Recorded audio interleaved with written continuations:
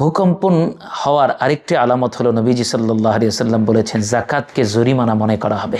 জাকাতকে সন্তুষ্ট চিত্তে দিবে না, বরং এটাকে অনেকটা ঘৃণা ভরে যে ইসলামে মুসলমান হইলাম এই জন্যই আমাদেরকে জাকাত দিতে হচ্ছে, এত টাকা জাকাত দিয়ে ফেলছে, এটাকে জরিমানা মনে করবে, এটার প্রতি অনীহা এবং এটাকে অনেকটা কষ্টদায়ক মনে করবে, যেটা আজকে সমাজে হয়েছে। কোটি কোটি টাকা জাকাত আসে আমাদের সমাজে, কিন্তু যারা ধনাঢ্য সম্পদশালী ব্যক্তিরা ঠিকমতো হিসাব করে জাকাত দেয় না, কোনো মতে একটা বুঝ কেমন যেন জরিমানা দেওয়ার মতো কোনো মতে দায়ের সারা গোছের জাকাত আদায় করে থাকে। যার কারণেই যখন সমাজে ঠিকমতো মানুষ জাকাত দিবে না তখন ভূমিকম্প বেড়ে যাবে। এটাও একটি মৌলিক কারণ ভূমিকম্প বেড়ে যাওয়ার। এরপরে বলা হয়েছে যে মানুষ ধর্মহীন বিদ্যা অর্জন করবে, অর্থাৎ জ্ঞান অর্জন করবে কিন্তু তার মধ্যে ধর্মীয় শিক্ষা থাকবে না, যেটা আমাদের সমাজে এখন হয়েছে। মানুষ ইঞ্জিনিয়ার, ব্যারিস্টার, প্রফেসর, ডক্টর হচ্ছে, বিজ্ঞানী তৈরি হচ্ছে, বড় বড় সায়েন্টিস্ট তৈরি হচ্ছে, কিন্তু বাস্তবিক অর্থে ইমানদার তৈরি হচ্ছে না। তো জ্ঞান অর্জন করবে কিন্তু তার মধ্যে ধর্মীয় জ্ঞান থাকবে না। ধর্মহীন বিদ্যা যখন মানুষ অর্জন করবে তখনও আল্লাহ তাআলা বিপদ আপদ বাড়িয়ে দিবেন, অর্থাৎ ভূকম্পন বেড়ে যাবে। নবীজি সাল্লাল্লাহু আলাইহি ওয়াসাল্লাম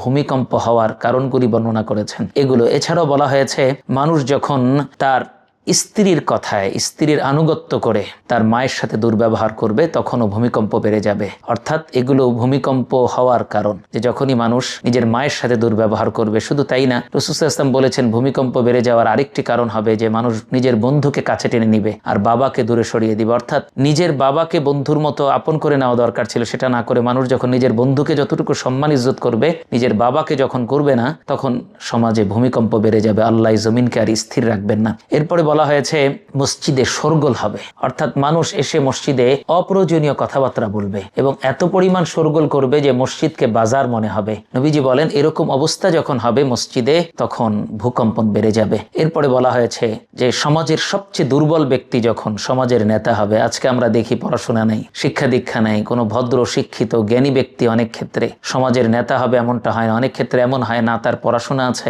না সে একজন ইমানদার মানুষ, জ্ঞানী ব্যক্তি, বরং দেখা যায় যে একজন সমাজের অতি দুর্বল মানুষ, সব দিক দিয়ে তাকেই নেতা বানিয়ে নেওয়া হচ্ছে। এবং এই গণতন্ত্রের দোহাই দিয়ে এমন ব্যক্তিকেই আমরা সমাজের প্রতিনিধি বানাচ্ছি। অথচ যে ব্যক্তি, এমনও ব্যক্তি আছে যারা সমাজের প্রতিনিধি হয়, না আছে তাদের ধর্মীয় জ্ঞান, না আছে জাগতিক জ্ঞান, বরং তাদের কথাবার্তা এগুলো শুনলে মনে হয় যে এর থেকে বড় জাহেল আর সমাজে আর কেউ নেই। তো এমন ব্যক্তি যখন সমাজের নেতা হবে তখনও আল্লাহ তাআলা ভূকম্পনকে বাড়িয়ে দিবেন।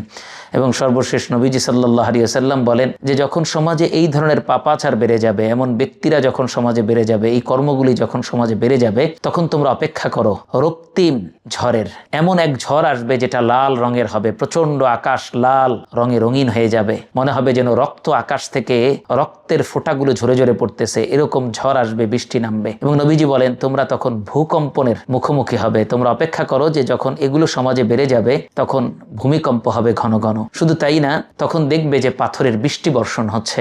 এবং নবীজি সাল্লাল্লাহু আলাইহি ওয়াসাল্লাম উদাহরণ দিয়েছেন যে তাসবির দানাগুলি মুক্তার মালা যেরকম ভাবে সুতা ছিঁড়ে গেলে যেমন একটার পর একটা দানা ঝরে পড়ে, তোমাদের উপরে এভাবে মুসিবত আর বিপদ নেমে আসবে। যেই পাপাচারের কথাগুলি আমরা শুনলাম, এগুলো যখন সমাজে বেড়ে যাবে তখন আল্লাহ তাআলা এরকম ভূমিকম্প দিবেন। এবং এটা এত বারবার হবে যে এখন বারবার ভূমিকম্প হচ্ছে। আমরা দেখতে পাচ্ছি যে একদিনে 5 বারও ভূমিকম্প হচ্ছে, বাংলাদেশে হয়েছে, এবং আমরা দেখতে পাচ্ছি যে বারবার এই ভূমিকম্পের সম্মুখীন আমরা হচ্ছি। তো এটার মূল কারণ হলো এই পাপাচার বৃদ্ধি পাওয়া। নবীজি বলেছেন তসবির দানার মতো, যেরকম দানা রশি থেকে ছিঁড়ে গেলে যেরকম একটার পর একটা ঝরে পড়ে, তোমাদের উপরে এরকম বিপদ আসবে। আল্লাহ না করুন এরকম বিপদের সম্মুখীন যদি আমরা হয়েই যাই, ভূকম্পনের সামনে মুসিবতে পড়ে যাই, কোনো বিপদ আপদের সামনে পড়ে যাই, যখন ভূমিকম্প হয় তখন কি করণীয়, কি করব আমরা? এমনিতে যারা ভূতত্ত্ববিদ তারা তো বলছেন সতর্কতামূলক ব্যবস্থাপনা, বিভিন্ন দিক নির্দেশনা দেওয়া হয়েছে, সেগুলো তো আমরা পালন করবই। যেমন ডেস্ক বা টেবিলের নিচে আশ্রয় নেওয়া, বাকি এটা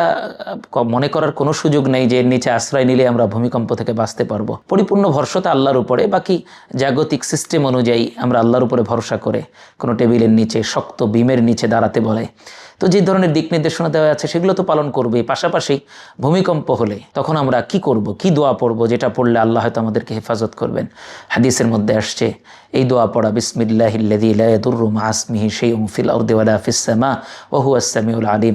আল্লাহর নামে, যার নামে জমিন বা আসমানের কোনো কিছু কোনো ক্ষতি করতে পারে না, সেই মালিকের নামে আমি সাহায্য চাচ্ছি, সেই মালিকের নামে স্মরণ করছি, তিনি সর্বশ্রোতা, জ্ঞানী, আল্লাহ তাআলা সব কিছু শোনেন এবং তিনি সব কিছু জানেন। সুতরাং তার সাহায্য চাওয়া যে আল্লাহ আসমান জমিনে আপনার হুকুম ছাড়া কেউ কোনো ক্ষতি আমাদের করতে পারবে না, সেটা ভূকম্পনই হোক, অগ্নি দুর্ঘটনা হোক বা আসমানি কোনো বালা মুসিবত হোক, এই দোয়া পড়া।